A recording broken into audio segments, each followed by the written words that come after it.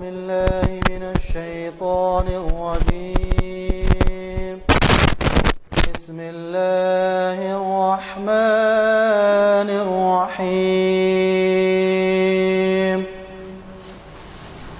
لا يستوي أصحاب النار وأصحاب الجنة أصحاب الجنة هم الفائزون. لو أنزلنا هذا القرآن على جبل لرأيته خاشعا متصدعا من خشية الله. وتلك الأمثال نضربها للناس لعلهم يتفكرون. هو الله الذي لا إله إلا هو عالم الغيب والشهادة هو الرحمن الرحيم. صدق الله العظيم. السلام علیکم ورحمۃ اللہ.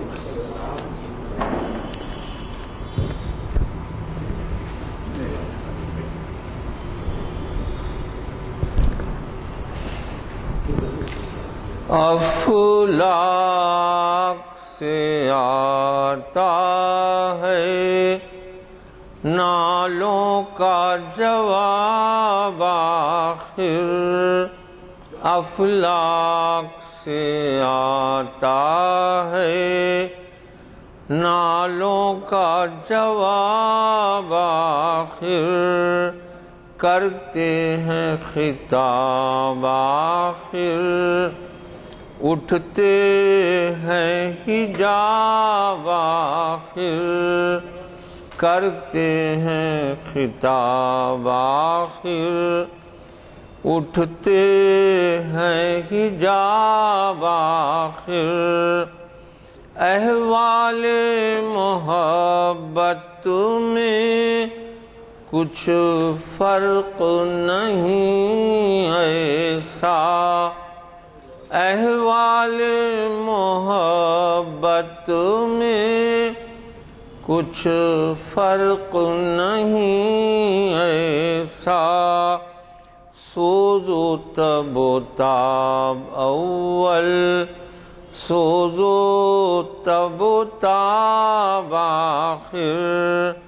سوز و تب و تاب اول سوز و تب و تاب آخر.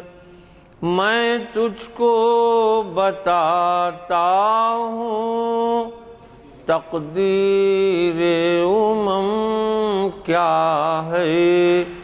میں تجھ کو بتاتا ہوں تقدیر امم کیا ہے. شمشیر و سنا اول طاؤس و رباب آخر. شمشیر و سنا اول طاؤس و رباب آخر. میں خانہ یورپ کے دستور نرالے ہیں. میں خانہ یورپ کے دستور نرالے ہیں. لاتے ہیں سرور اول دیتے ہیں شراب آخر. لاتے ہیں سرور اول کیا دبدبہ نادر کیا شوکت تیموری. کیا دبدبہ نادر کیا شوکت تیموری. ہو جاتے ہیں سب دفتر غرق مے ناب آخر. ہو جاتے ہیں سب دفتر غرق میں ناباخر خلوت کی گھڑی گزری جلوت کی گھڑی آئی خلوت کی گھڑی گزری جلوت کی گھڑی آئی چھٹنے کو ہے بجلی سے آغوش سحاب آخر چھٹنے کو ہے بجلی سے تھا ضبط بہت مشکل اس سیل معنی کا کہہ ڈالے قلندر نے اسرار کتاب آخر افلاک سے آتا ہے نالوں کا جواب آخر۔ حضرات، جیسے کہ آپ واقف ہیں، آج ہماری یہ اقبال شناسی کی 645ویں نشست 644ویں نشست معاف کر جامع مسجد عالیہ کے کانفرنس ہال میں آج بتاریخ 7 دسمبر بروز چہارشنبہ منعقد ہو رہی ہے۔ ابھی آپ نے خوش الہان قاری محمد مرتضیٰ صاحب کی قرات سماعت فرمائی اور پھر ہمیں سید امتیاز الدین صاحب کو سننے کا موقع ملا، جو ہمیشہ ہمیں محظوظ فرماتے ہیں استفادے کا موقع۔ اقبال کا کلام انہوں نے پیش کیا۔ ایک دو بات گزارشات کرنا چاہوں گا۔ ایک تو یہ کہ جیسے آپ دیکھ رہے ہیں 644 کے معنی 5-6 نشستیں باقی ہیں، جبکہ 650ویں نشست بنائی جائے گی اور اس رفتار سے شاید جنوری میں وہ منعقد ہوگی۔ لہذا 650ویں نشست کے لیے بھی اگر کوئی تجاویز ہے آپ کے یا 51ویں نشست تو آپ اس کا فرما دیں کہ کیا ہے۔ انعام الحق صاحب سامنے آئیں۔ اور دوسری بات یہ ہے کہ ہمارے ہاں اقبال اکیڈمی کے صدر جناب ضیاء الدین نیر صاحب تشریف فرما ہیں۔ آج انہوں نے خوشخبری دی مجھے کہ ظفر محمود صاحب آل انڈیا اقبال اکیڈمی کے صدر ہیں، ان کے آنے کا امکان ہے 13-14 کو۔ تو بہرحال اگلے چہارشنبے کو اگر وہ یہاں رہیں تو ہم انہیں بھی زحمت دیں گے اور ان کے خیالات سے استفادے کا موقع ملے گا، اور اگر اس کی اطلاع قبل از وقت نہ مل سکے تو آپ اگلے چہارشنبے کو پہلے سے ہی پروگرام بنا لیں کہ آپ ضرور تشریف لائیں گے، کیونکہ وہ ایک آل انڈیا فگر ہیں، وہ پرائم منسٹر کی اقلیتوں کی کمیٹی کے ممبر ہیں۔ کہہ نہیں سکتے کہ ہم کو موقع ملے گا آپ کو اطلاع دینے کا یا نہیں۔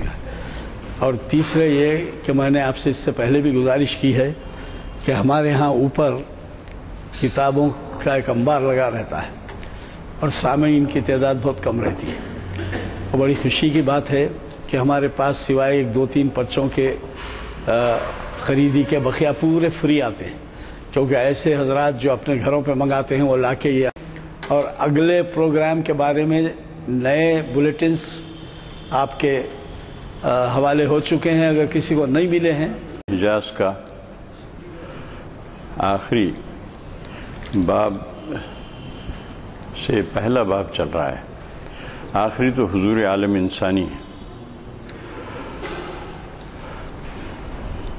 تو پہلا حضور حق، حضور رسالت صلی اللہ علیہ وسلم، اور اس کے بعد حضور ملت۔ تو یہ حضور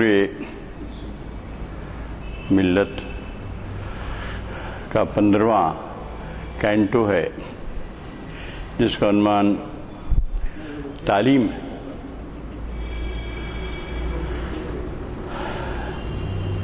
تو ایک بہت دلچسپ اس قطعے میں جو ہم بات اور حضرت علامہ کی سننے جا رہے ہیں، وہ یہ ہے کہ وہ تعلیم پر ادب کو برتری دیتے ہیں. ادب کا مطلب یہ لٹریچر نہیں ہے بلکہ وہ ادب ہے. ہاں جی ہاں. تو وہ ایک ذکر بھی آیا تھا، ایک صاحب بڑے دانشور ہیں مگر انہوں نے کچھ اس انداز سے طرز گفتگو اختیار کیا کہ وہ ان کے پاس علم و حکمت تھی مگر ادب نہیں تھا، تو اس کے سے بڑی پیچیدگیاں پیدا ہوئی. تو ادب جو ہے وہ بنیادی چیز ہے. حضرت علامہ فرماتے ہیں یہاں ادب ہماری لٹریچر نہیں ہے کہ ادب و آداب جس سے کہتے ہیں، بڑوں کا لحاظ، چھوٹوں کا. ہاں جی آدب ہندی میں جو آدر بولتے ہیں. اچھا آدر کہتے ہیں. نہیں، افسوس کہ میں ایک اہم زبان سے محروم ہوں. یہ افسوس ہے. میں نے تھوڑی بہت تیلگو سیکھی برمنائے سروس، لیکن ہندی نہیں سیکھ سکا. آدر تو وہ کہتے ہیں کہ ادب جو ہے کو تعلیم پر وہ برتری دے رہے ہیں علامہ اس خطے میں. وہ کہتے ہیں کہ ادب جو ہے نادان ہو کہ دانا ہو، کوئی دانا ہو، بڑا آدمی ہو، انٹلیکچوئل ہو، دانشور ہو، تو بھی اگر اس کے پاس ادب نہیں ہے تو پھر وہ کہتے ہیں کہ اس کی اہمیت نہیں ہے. بعد میں آ رہا ہے ادب پیرویئی نادان و داناست، کہ نادان اور دانا دونوں کے لیے ادب ایک پیرایا ہے، اس کا لباس ہے، اس کا اظہار ہے. اور بہت اچھا وہ شخص ہے جس نے ادب اور آداب سے خود کو آراستہ کیا. یعنی جس کے پاس ہر ایک کا ایک بڑا مشہور قول ہے، ایک مصرع ہے، گر حفظ مراتب نہ کنی زندیقی. اگر کوئی حفظ مراتب نہیں کرتا تو وہ زندیق ہے، صدیق کا اپوزٹ. یہ بڑے مشہور یہ تھے ہمارے پاس، چلن میں تھے یہ تمام مقولے، لیکن جب موسم بدل گیا تو یہ سارے مقولے کرنسی سے نکل گئے، ہم جیسے کچھ لوگوں کی زبانوں پہ رہ گئے ہیں. تو حفظ مراتب بھی شامل ہے اس میں، چھوٹوں کا پاس و لحاظ بھی شامل ہے اس میں. تو یہ کہتے ہیں کہ بہت اچھا ہے وہ شخص، خوش بہت اچھا ہے وہ آدمی، کہ جس نے از ادب خود را بیاراست، ادب سے اپنے آپ کو آراستہ کیا. بہت اچھا ہے وہ فرد، وہ انسان جس نے ادب سے اپنے آپ کو آراستہ کیا. اس کے بعد پھر مزید وضاحت کرتے ہیں. وضاحت کیا کرتے ہیں کہ جو ادب سے واقف نہیں ہے، بے ادب بانصیب، با ادب بانصیب، بے ادب بے نصیب. بڑی پرانی کہاوت ہے. تو ندارم مسلمان زادہ را دوست، میں اس مسلمان زادے کو، اس مسلم نوجوان کو، اس مسلم لڑکے کو کبھی اپنا دوست نہیں سمجھتا کہ در دانش فزود و در ادب کاست. کاستن منے کمی، جو دانش میں، علم میں، حکمت میں، ہر چیز میں بہت بلند ہے، لیکن اس نے بیچارے نے ادب ہی نہیں سیکھا. تو ادب جو ہے وہ کچھ گھر سے بھی سیکھتا ہے. ماں کے آغوش کہا جاتا ہے کہ پہلا مکتب ہے. تو اسے ہماری ماؤں کا فیلیور کو بھی دخل ہے اس میں، کیونکہ وہ خود بیچاریاں صحیح طریقے سے نہ ان کی تعلیم ہے نہ تربیت ہے. وہ یہی کہتے ہیں کہ میں اس مسلمان زادے کو اپنا دوست نہیں سمجھتا جس نے علم و حکمت تو خوب حاصل کیا، بڑی بڑی ڈگریاں لے لیں، لیکن اس کے پاس ادب و آداب کچھ نہیں ہے. اس کو بالکل وہ دوست ہی نہیں سمجھتا، کریں اس کو ریجیکٹ کر دے رہے ہیں، اس کو دور ہٹا دے رہے ہیں. اتنی اہمیت ہے ادب کی، ادب اور آداب کی. محفل کے آداب ہیں، دیکھا ہوگا معلوم ہے یہ اس میں بہت کچھ شامل ہے. محفلوں میں آ کے بیٹھتے ہیں تو اس کوشش میں رہتے ہیں کہ سب سے نمایاں ہو کے بیٹھیں اور بزرگوں کا خیال نہیں، ان کی طرف پشت کر دیتے ہیں اور بہت سی بدتمیزیاں کرتے ہیں ایسے لوگ. مشاعروں میں بھی ہم نے دیکھا بعض نوجوان شاعر بڑے سینئر بزرگ شعراء بیٹھے رہتے ہیں، سامنے آ کے بیٹھ جاتے ہیں. جب ان سے کہا جاتا ہے تو یوں یوں کرتے ہیں مگر وہیں بیٹھے رہتے ہیں. تو یہ کیا ہے؟ یہ عام محفل کر رہا ہوں، مشاعرے نہیں، ہر محفل کا یہ قصہ ہے. تو جو بنیادی چیز ہے وہ ادب، آداب، تہذیب ہے، کلچرڈ ہے. سوال یہ ہے کہ آدمی کتنا کلچرڈ ہے. ایک آدمی کم تعلیم یافتہ ہوتا ہے لیکن وہ بڑا باادب ہوتا ہے، اس کی زیادہ اہمیت ہے، اس سوسائٹی میں اس کی زیادہ قابل عزت، قابل احترام شخص ہے. علم کا کیا ہے؟ علم کے لیے تو بہت ایک الگ بحث ہے. کسی وقت علم پر ہم الگ بات کریں گے. علم پہ تو اقبال کہتے ہیں کہ بندے تخمین و زن کرم کتابی نہ بن، عشق سراپا حضور علم سراپا حجاب. علم کو حجاب اکبر بھی کہا گیا ہے، وہ ایک دوسری بحث ہے. تو وہ ایسے علم سے کوئی حاصل نہیں کہ جس علم سے لڑکا ادب و آداب ہی نہیں سیکھتا بلکہ اس کے بجائے اس میں رہ جاتا ہے. تو اب وہ پھر کہتے ہیں کہ بائیں ہما ایک کنٹینیوس مسلسل ہیں یہ روایات. وہ کہتے ہیں ٹھیک ہے، اس کے باوجود تجھ کو اپنے بچوں سے نا امیدی روا نہیں ہے. اقبال تو امید ہے نا بھائی، امید مرد مومن ہے خدا کے راز دانوں میں، یہاں تک کہا ہے اقبال نے. تو وہ کہتے ہیں کہ ترا نا امید یس طفلا روا نیست، تجھے ان بچوں سے اپنے نا امیدی روا نہیں ہے، نا امید ہونے کی ضرورت نہیں ہے. ایک عجیب کڑی شرط لگاتے ہیں، دیکھیے آپ اس میں، چپ پروا گر دماغ شاں، یعنی ان کا دماغ رسا نہیں، دماغ رسا نہیں رکھتے، کوئی پرواہ نہیں، ان سے کوئی عرض نہیں ہے. یعنی علم اور حکمت سے تو دماغ رسا حاصل ہوتا ہے نا.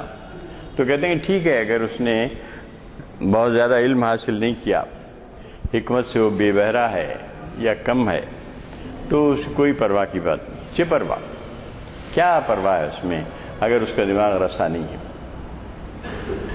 لیکن پھر پوچھتے ہیں بگو، بتلا مجھے اے شیخ مکتب کے شیخ صاحب، ذرا مجھے یہ تو بتلائیں، اگر آپ جانتے ہیں کہ اگر بیدانی، اگر آپ کو اس کا علم ہے کہ دل در سینہ شاں ہست یا نیست، کہ اس کے سینے میں دل بھی ہے یا نہیں. تو کہتے ہیں اصل چیز جو ہے وہ دل ہے. دل اگر ہے تو پھر سب کچھ ہے. دل پر التجائے رنی قصے افسانے، دل بہت، اقبال کی پوری نظم ہے اس پر بانگ درا میں. دل کیا ہے، اس کی مستی و غبت کہاں سے ہے. بالی جبری اس میں ضرب کلیم میں کہتے ہیں کیوں اس کی واردات الٹتی ہے تو ہے، کیوں اس کی زندگی سے اقوام میں حیات، کیوں اس کے واردات بدلتے ہیں پے و پے.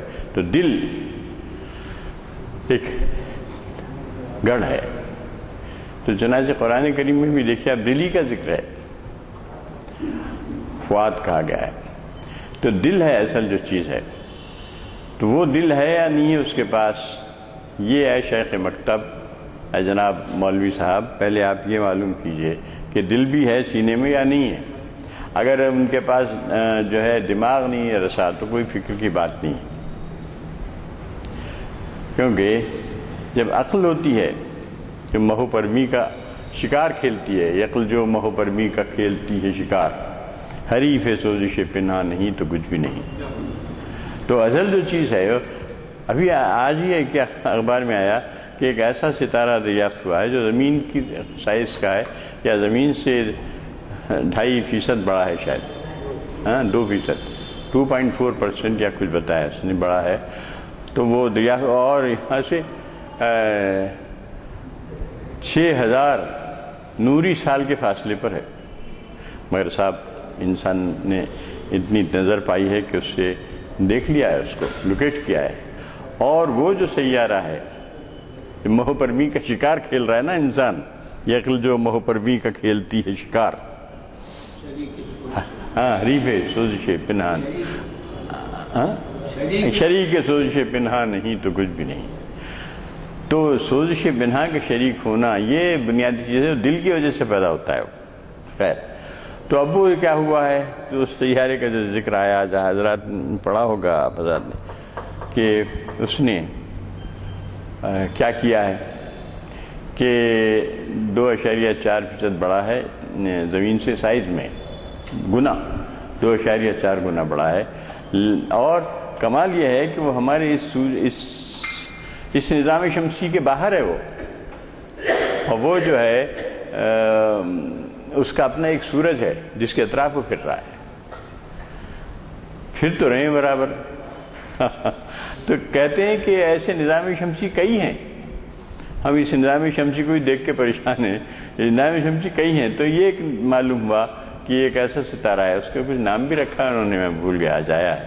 تو وہ جو ہے اس طرح سے وہ گزر رہا ہے. تو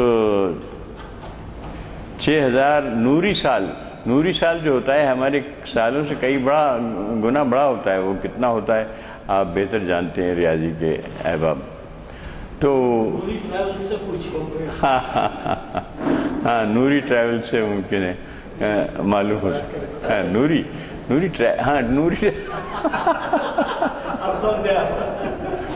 نوری ٹریول سے پوچھیں تو شاید پتہ چلے. اور وہ بھی یہ بھی سوال ٹریول کا ہی ہے, یہ بھی ٹریول کے سوال ہے. ہاں تو ہاں ممکن ہے بھیج بھی دے سکیں. تو وہ یہی کہتے ہیں دانش اور علم. اب ایک نقطہ نظر یہ ہے, سعدی نے آج سے 700 سال پہلے کہا تھا ان تمام معاملات پر, جب تو یہ سارے معاملات شروع نہیں ہوئے تھے, ستاروں کی دریافت اور یہ اور وہ, مگر کوئی ابتدائی شکل بھی نہیں تھی اس وقت سعدی کے زمانے میں.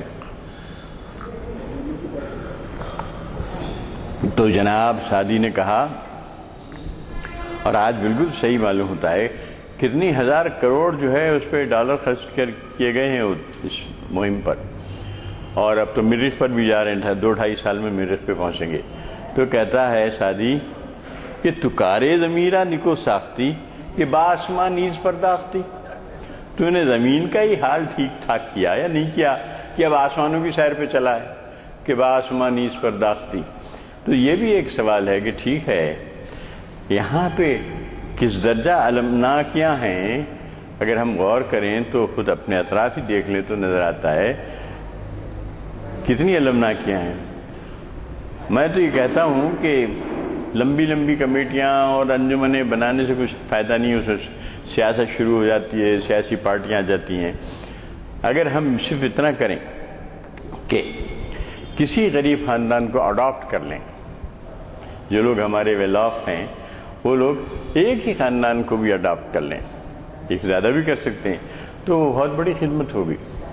کیونکہ بہت برے حالات ہیں. اگر آپ ذرا سا دیکھیں جا کے, کچھ وقت لوگوں کے ساتھ کام کرنے کا موقع ملا تو جو سلمس جو ہیں ہمارے وہاں میسر نہیں ہیں. اقبال نے کہا ہم کو تو میسر نہیں مٹی کا دیا بھی, گھر پیر کا بجلی کے چراغوں سے ہے روشن. ہمارے پیران حرم اے وائے مجبوری, صلہ ان کی کدو کاوش کا ہے سینوں کی بے نوری. بہت تلخ کا ہے یہ پیران کلیسا بھی ملا دیا, پیران کلیسا و حرم اے وائے مجبوری, صلہ ان کی کدو کاوش کا ہے سینوں کی بے نوری.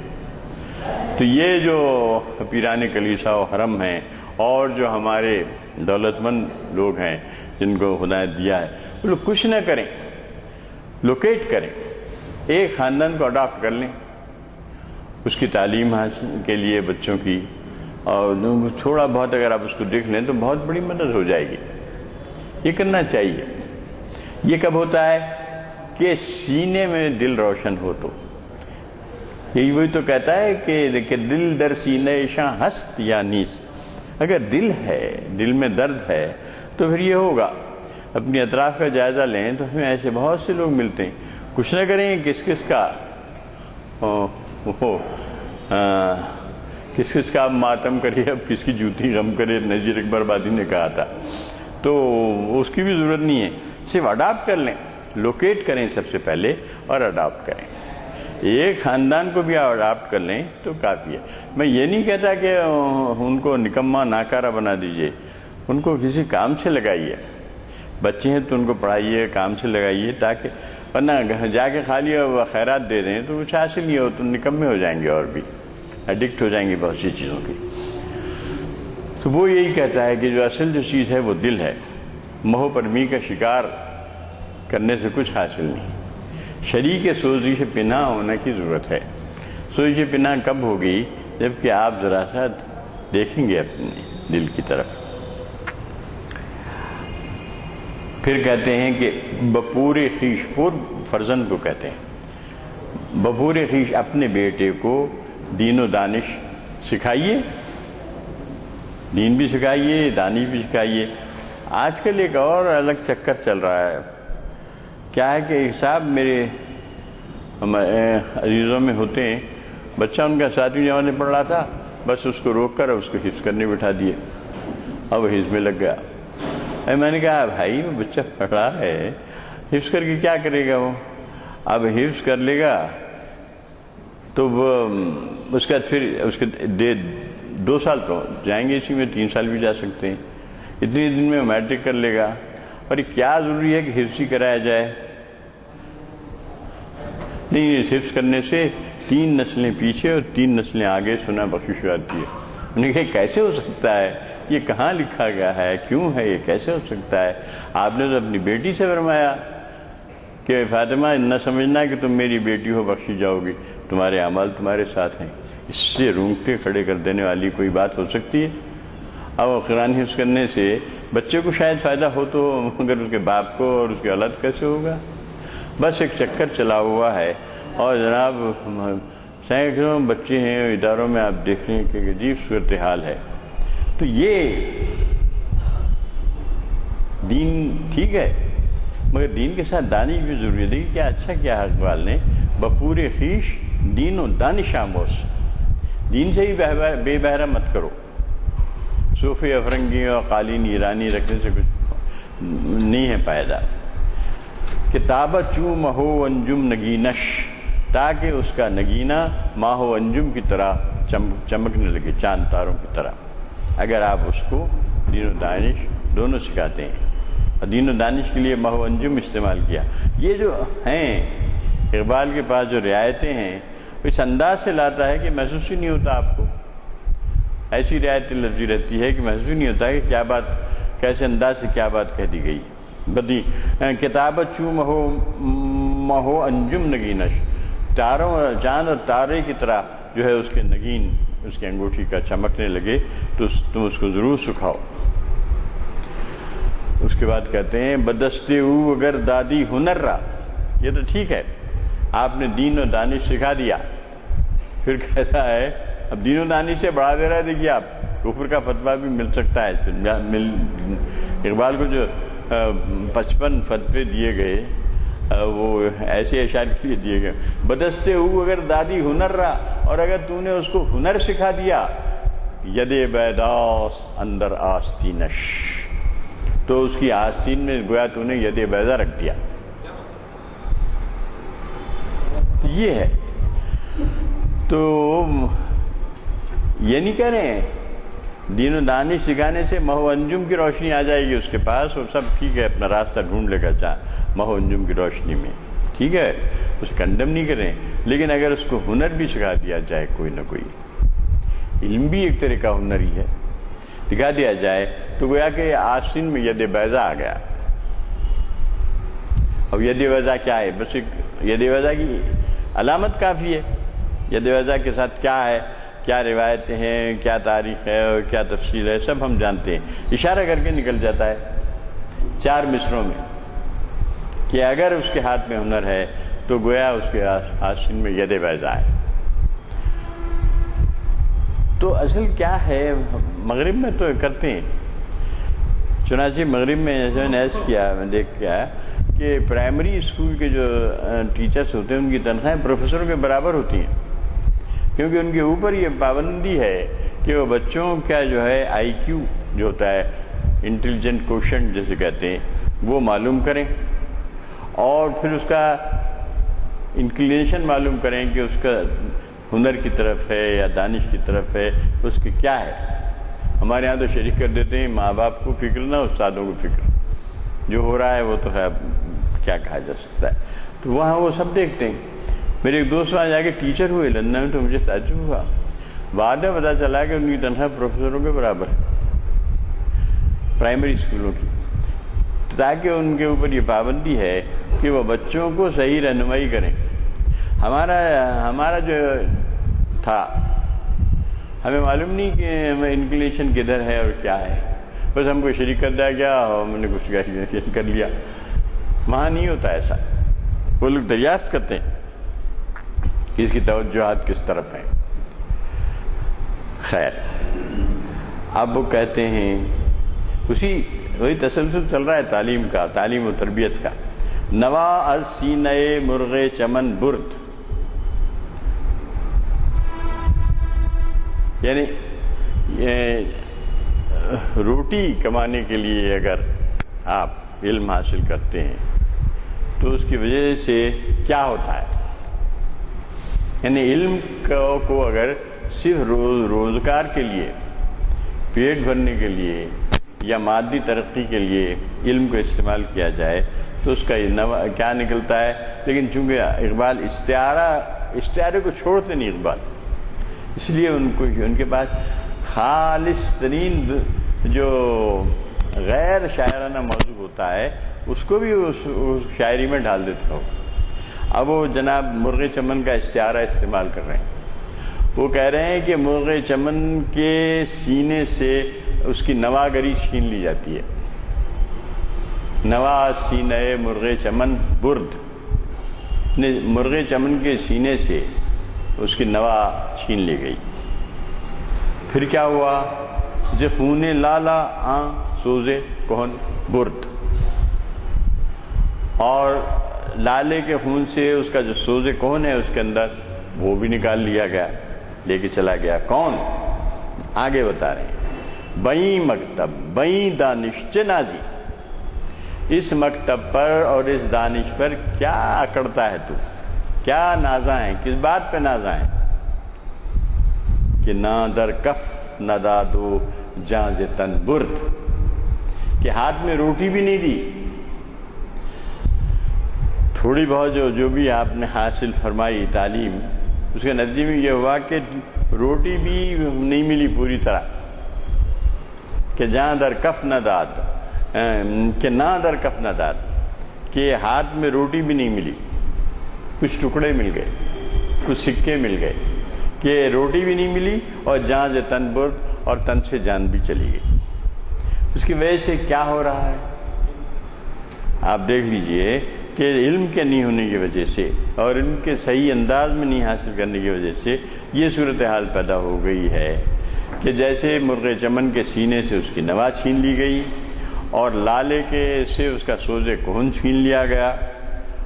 اب اس مکتب اور اس دانش پر کیا ناز کرتے ہیں؟ اب مدرسے پہ مدرسے، اسکول پہ اسکول کھلے ہوئے ہیں، اور ہمارے ہاں تو عجب ہو گیا صاحب، پھر بھی مہاراشٹر میں غنیمت ہے، میں دیکھا کہ وہاں پہ اردو میڈیم اسکولس ہیں، بہت ہیں، لیکن انجینئر صاحب نے انہوں نے جال پھیلا دیا ہے، کیونکہ تعلیم جو ہے لوگ اس کو چشمے کم سے دیکھتے ہیں۔ تعلیم مادری زبان میں ہونی چاہیے۔ ابھی جاپان میں کیا وہ جاپان میں، رشیا میں، فرانس میں تعلیم جو ہے ان کی مادری زبان میں دی جاتی ہے، لیکن ہمارے یہاں جاپان میں تک اور رشیا میں بھی لوگ یہاں سے جو رشیا گئے میڈیسن سیکھنے کے لیے، وہاں جا کے رشین زبان سیکھ کے پھر میڈیسن سیکھ کے آئے ہیں، تو وہ جو ہے بنیادی تعلیم۔ تو ہوا کیا ہے کہ نہ در کف نہ داد، اچھا ایسا ہو گیا کہ نہ دین کے رہے نہ دنیا کے رہے، قبضے سے امت بیچاری کے دین بھی گیا دنیا بھی گئی کہا ہے اقبال نے ایک جگہ. تو دین بھی گیا دنیا بھی گئی کہ نہ در کف نظر ہاتھ میں روٹی بھی نہیں دی اور تن سے جان بھی نکال لی. ایسے دین اور ایسے دانش سے کیا فائدہ؟ اس مکتب سے اور ایسی دانش سے.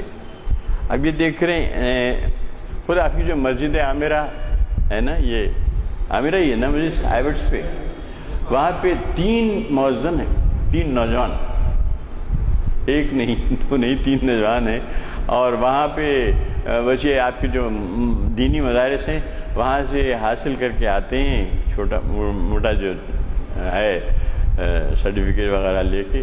اب مجھے تعجب ہوا سن کے پرسوں کہ مسجد عامرہ میں 3 جو ہیں مؤذن ہیں، اور پھر مؤذن اذان دینے پہ بھی ان میں جھگڑا ہوتا ہے. تو کوئی دینا چاہتا ہے کوئی اس کو روکتا ہے. ایک عجیب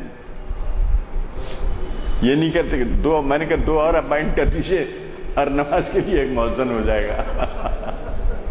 یہ صورتحال مسجد عامرہ ہے. میں ایبٹ سی ہمارے رضوان قاسمی صاحب تھے، انہوں نے اس کو بہت آباد کیا، سجایا سنوارا. اب تو نیچے کو زمین مل گئی تو وہاں پہ مسجد بنائی ہے، سب ہے، مگر اندرونی خانہ ہنگامے کیا کیا چراغ راہگزر کو کیا خبر ہے مسجد کے اندر کیا ہو رہا ہے. اب 3 مؤذن ہیں اور آپس میں سربڈول رہتا ہے. ایک مؤذن صاحب تھے 20 سال سے کام کر رہے تھے، بیچارے باہر کہیں ہیں، وہ بھی ان کو ہٹا دیا گیا. اچھے خاصے ہیں وہ، ان کے بچے پڑھ رہے تھے، وہ کمرہ بھی تھا، بڑھا دی ان کو نکال کے. تو بئی مکتب بئی دانش جنازی کہ نہ در کفنا دا تو جہاں جتن برد. ایسے مکتب اور ایسی دانش پر آپ کیا غرہ ہے؟ آپ کو کیا کس بات پر ناز کرتے ہیں کہ نہ یہ بھی گیا دین بھی گیا دنیا بھی گئی، ہاتھ میں روٹی بھی نہیں رہی اور تن سے جان بھی چلی گئی. تو ایسی تعلیم سے کیا حاصل ہے؟ تو تعلیم میں ایک ایکویلیبریم ہونا چاہیے، توازن ہونا چاہیے، اس کی طرف وہ اشارہ کر رہے ہیں. اب وہ کہتے ہیں پھر اسی طرف اشارہ کرتے ہیں روٹی کے سوال پر. روٹی کا تو بڑا بنیادی سوال ہے نا. اقبال نے 1917 کا جب انقلاب آیا تو بہت خیر مقدم کیا تھا اس کا. آفتاب تازہ بیدا بطن گیتی سے ہوا، آسمان ڈوبے ہوئے تاروں کا ماتم کب تلک. اور کیا ہے کہ وہ دوری جنت سے روتی چشم آدم کب تلک. اور نغمے بیداری جمہور ہے سامان عیش، قصے خواب آور اسکندر و جم کب تلک. اقبال نے بہت کھلے دل سے روسی انقلاب کا خیر مقدم کیا ہے. کئی ملتی ہیں نظمیں ان کی، کارل مارکس کی آواز ہے، یہ ہے وہ، خیر وہ خود ایک الگ چیپٹر ہے. خیر مقدم کیا انہوں نے؟ کیونکہ انہوں نے یہ دیکھا کہ اس میں اسلام کی ایک ایسی بنیادی خوبی ہے کہ جس میں انسانوں کو برابر کہا گیا ہے، اور اگر کوئی درجہ بندی کی گئی ہے تو تقوی پر کی گئی ہے. ان اکرمکم عند اللہ اتقاکم. تم میں اکرم اگر کوئی ہے، کریم اکرم جو کوئی ہے، سب سے زیادہ قابل عزت و احترام، تو متقی ہے. یہ نہیں کہا گیا کہ کس کے پاس کتنی بلڈنگیں ہیں، کتنے مکانات ہیں اور وغیرہ وغیرہ، یہ نہیں ہے. اتقاکم کہا گیا. تو انہوں نے یہی کہا، مگر بعد میں اقبال ڈیسیلیوژن ہوئے اس سے بھی. تھوڑے ہی دنوں کے بعد ان کا بال جبریل، یہ تو ضرب اس کا سنایا میں نے آپ کو، اس کی نظم باغی درائی. پھر اس میں انہوں نے کہا کہ زمام کار اگر مزدور کے ہاتھوں میں ہو پھر کیا، زمام کار اگر مزدور کے ہاتھوں میں ہو پھر کیا، طریقے کو حکم میں بھی وہی ہیلے ہیں پرویزی. اس وقت کہا اقبال نے جب کہ ہیلی کوکن کے پرویزی ہیلے شروع نہیں ہوئے تھے، ابتدا تھی بالکل. بعد میں تو کیا، اب دیکھیے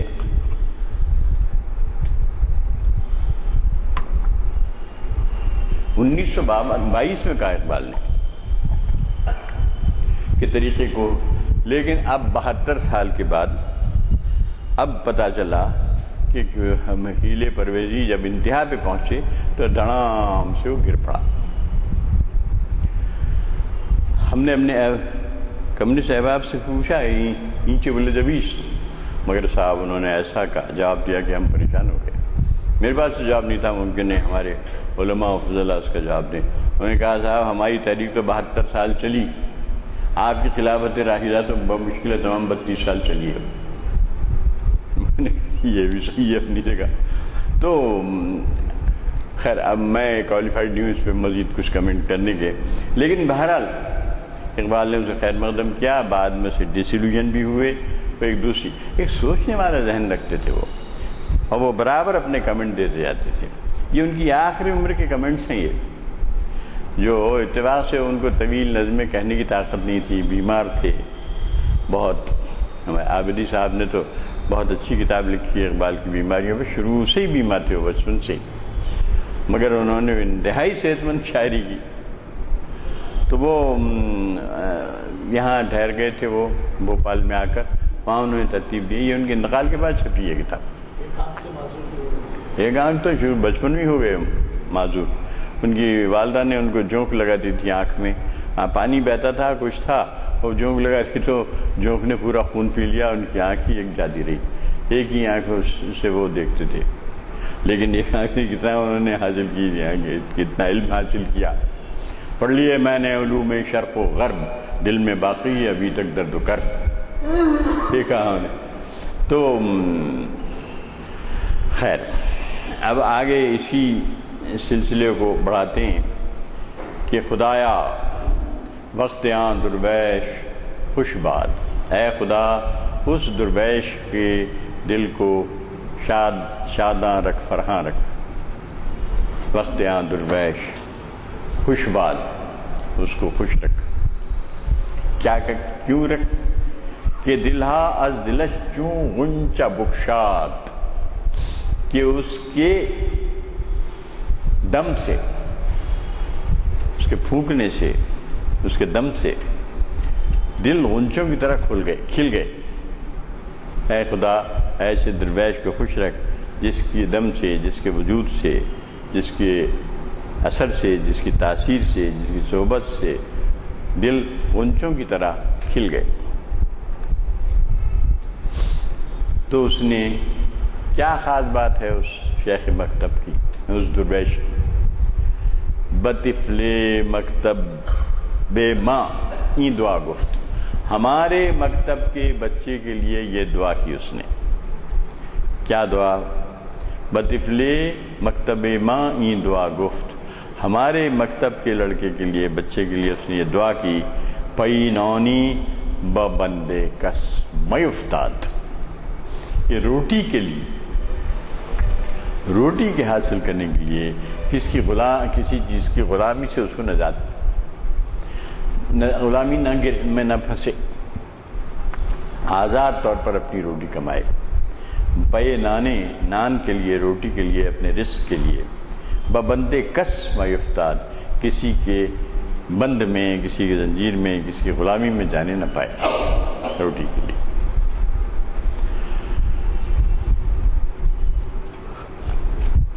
کسی کو لا الہ را در گرہ بست. اب آ رہے ہیں کہ لا الہ کیا چیز ہے، لا الہ الا اللہ کیا ہے آخر، توحید کیا ہے آخر، توحید کی روح کیا ہے. تو وہ کہتے ہیں کہ کسے کہ کو یعنی کہ لا الہ را در گرہ بستن سے، جس نے اپنی گرہ میں لا الہ کو باندھ لیا، توحید کو باندھ لیا، توحید کے فلسفے کو جان لیا، توحید کی روح کو پا گیا. زے بندے مکتب و ملا بروں جست. تو مکتب اور ملا کے بند سے وہ چھوٹ گیا، بروں جست باہر کود کے نکل گیا. جس نے کہ لا الہ کو اپنی گرہ میں باندھ لیا، فلسفہ توحید کو جس نے جان لیا، وہ زے بندے مکتب و ملا بروں جست، بئی دینوں بون دانش مپرداس. اس دین اور اس دانش کی پرداز جو ہے پرداختن سے ہے. فارسی کا عجیب قاعدہ ہے، خے کو نکال کے زی لگا دیتے ہیں. پرداختن سے پرداز، ساختن سے ساخت، گداختن سے گداز، نواختن سے نواز. بالکل کلیہ ہے، اس میں کوئی ایکسیپشن نہیں ہے. تو مپرداز ماں نگیٹو کا ہے. بین دینو بون دانش مپرداز، اس دین اور اس دانش کے ساتھ مت اڑو، مت ہو جا. کہ از ماں می برد چشم و دل و دست. 3 چیزیں گنوا رہے ہیں ہم سے. 3 چیزیں جو چیز دین و دانش، دین بھی کہہ رہے ہیں وہ. آج کل جو دین سکھایا جا رہا ہے ہمارے مدرسوں میں اور جس کے لیے بہت کچھ ہو رہا ہے، بین دین و بون دانش، ایسے دین اور ایسے دانش دونوں کہہ رہے ہو. دنیا دانش یعنی دنیاوی علم، دین ہو یا دنیا ہو.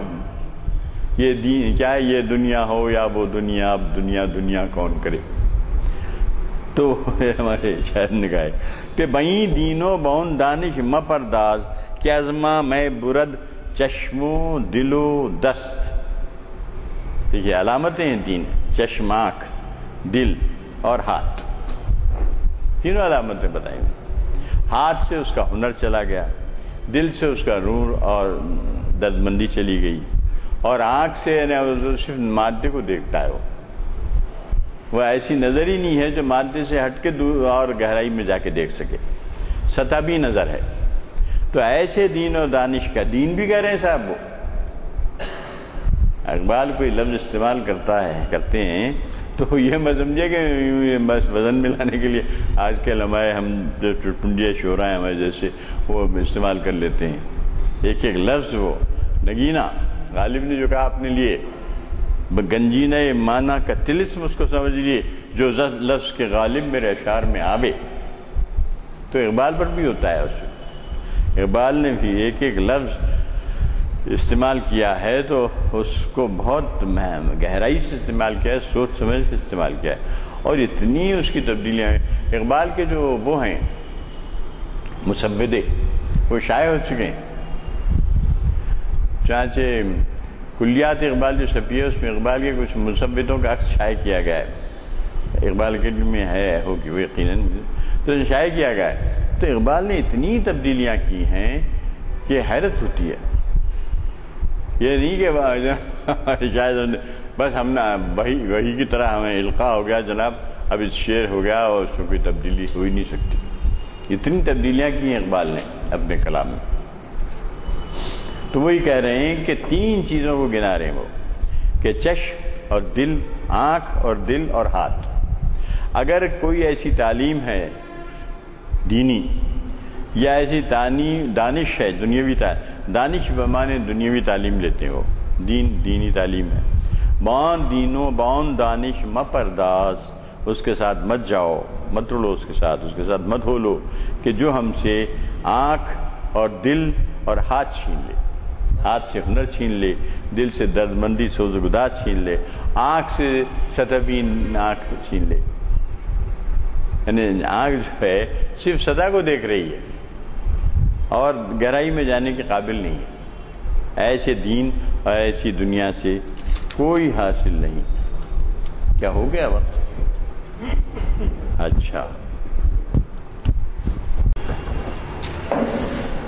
آپ نے شاید نہیں سنا، مخرج صاحب مجھ سے کہہ رہے ہیں کہ آج میں بہت زیادہ بہک گیا. تو میں یہ سمجھتا ہوں کہ جب بہکے ہوئے ہوتے ہیں تو اس وقت ہی ہم زیادہ استفادہ کر سکتے ہیں.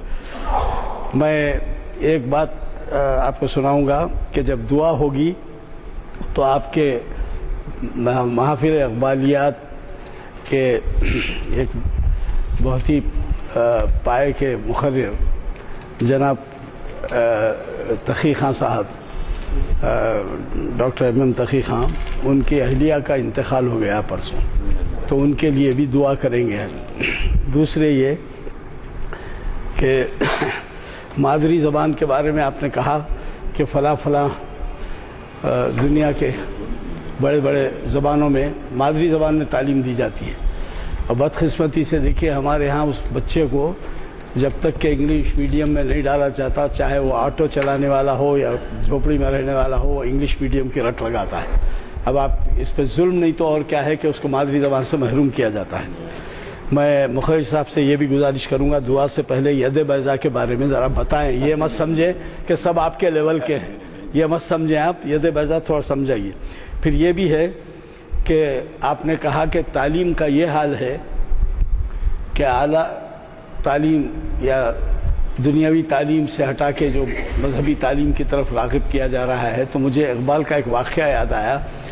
لاہور کی بادشاہی مسجد میں فلسطین کا ایک ڈیلیگیشن آیا تھا اس زمانے میں، آج تو آپ فلسطین گرما گرم معاملہ ہے، تو فلسطین کا ایک ڈیلیگیشن آیا تھا، اور یہاں جیسے رضاکار تھے ان کو حر کہتے تھے، حریت پسند۔ تو وہ حر جس صف میں تھے، اقبال اس کے پیچھے کی صف میں تھے، اور جب نماز ختم ہوئی تو انٹرپریٹر ساتھ تھا، اور یہ نہیں جانتے تھے ترکی زبان یہ آپ کے عربی زبان اور یعنی مصلی، تو اس میں سے ایک نے اعتراض کیا، اتنا بڑا سجدہ، آپ اندازہ لگائیے کہ وہ سجدے میں زیادہ وقت گزارنے کو برا مانا اس نے۔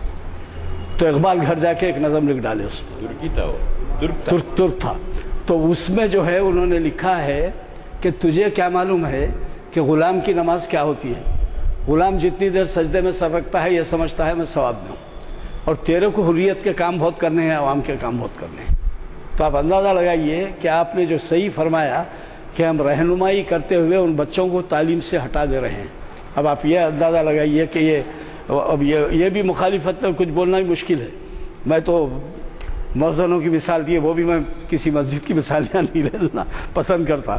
اور دوسرے جو ہے انٹیلیجنٹ کوشنٹ کے بارے میں آپ نے کہا کہ انٹیلیجنٹ کوشنٹ جانچا جاتا ہے، اور وہاں پر پروفیسر کی تنخواہ کے برابر ٹیچر کی تنخواہ ہوتی ہے، اور یہاں کیا ہے جب اس کو کوئی نوکری نہیں ملتی تو وہ ٹیچر بنتا ہے۔ یہ تیلگو میں تو ایک محاورہ ہے کچھ کہ جب وہ بڑی پنتلو بن جاتا بول کے بولتے ہیں۔ تو اب آپ اندازہ لگائیے کہ کس قدر فرق ہے مغرب کے اور اس میں ہماری سوچ میں۔ تو یہ جو ہے بدقسمتی ہے ہماری کہ ہمارے بچے جو ہے ایسے اساتذہ سے جن کو رجحان سے کوئی تعلق نہیں ہوتا۔ انٹیلیجنٹ کوشن کے بارے میں آپ نے کہا، وہ بھی بتا دیجئے انٹیلیجنٹ کوشن کو کیا کہیں گے، ذہنی رجحان کہیں گے یا کہیں گے؟ تو دعا سے پہلے دو چیزوں کی وضاحت کر دیں۔ چلیے بابا یہ ہٹو۔ کوشنٹ یہ ہوتا ہے یعنی مطلب ہے کہ ہر شخص میں اس کی صلاحیت،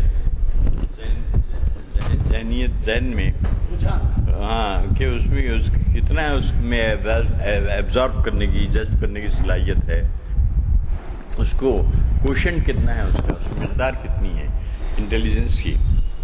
کوشنٹ یعنی اس کی مقدار اور انٹیلیجنس ذہانت کی، وہ اس کا وہ اندازہ لگاتے ہیں۔ اس کے نئے نئے طریقے ہیں، نفسیات، بچوں کی نفسیات پر تو بڑے لٹریچر تیار ہوا ہے، وہ اس سے اندازہ لگاتے ہیں۔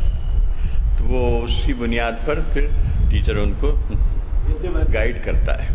یہ دیکھا تو میں سمجھتا ہوں سب آخر ہوتے ہیں۔ حضرت موسیٰ علیہ السلام کی جو دیا گیا تھا معجزہ، کیا بغل میں سے نکال کے تو چمکنے لگتا تھا۔ تو اقبال نے یہی کہا ہے کہ یدِ بیضا ہے گویا آستی میں، اگر ہے ہاتھ میں اس کے ہنر کچھ۔ اس کا ترجمہ میں منظوم سا سناتا ہوں کہ اگر اس کے ہاتھ میں ہنر ہے، مزین علم سے تیرا پسر ہے، تو مہر و ماں ہیں اس کے نگی میں۔ اور اگر ہے ہاتھ میں اس کے ہنر کچھ، یدِ بیضا ہے گویا آستی میں، کسی بھی اندھیرے میں چلے جائے وہ اپنے ہنر سے روشنی پیدا کر لے گا اپنے لیے زندگی کے اندھیرے میں۔ تو یہ حضرت موسیٰ کے معجزے کی طرف اشارہ ہے جو دیا گیا تھا۔ اب اس کے بعد کیا ہے؟ فلسطین کا دو قصہ آپ نے بیان کر دیا۔ کہا مجاہد ترکی نے اس سے بعد نماز، طویل سجدہ ہے کیوں اس قدر تمہارے امام؟ ترکی کے مجاہد نے پوچھا تھا کہ اتنی طویل سجدے کیوں کرتے ہیں یہ لوگ؟ تو اقبال نے کہا ورا ہے سجدہ غریبوں کو اور ہے کیا کام سجدے کرنے کے علاوہ۔ تو اقبال یہ لمبے لمبے سجدوں پہ بھی اعتراض کر دیے، جس پہ ہمارے ماہرین نے 55 فتوے دیے اقبال کو کفر کے، جو شکوے سے شروع ہوئے تھے۔ اللہم صلی علی سیدنا و شفیعنا و نبینا و حبیبنا و مولانا محمد وعلی آل سیدنا و شفیعنا و نبینا و حبیبنا و مولانا محمد بارک وسلم۔ ربنا آتنا فی الدنیا حسنة وفي الآخرة حسنة وقنا عذاب النار رب زدني علما وارزقني فهما وأنت خير الرازقين رب زدني علما وارزقني فهما وأنت خير الرازقين رب زدني علما وارزقني فهما وأنت خير الرازقين رب اغفر وارحم وأنت خير الراحمين رب يسر ولا تعسر إنك أنت العزيز الحكيم وصلى الله تعالى على خير خلقه مولانا محمد وآله وصحبه برحمتك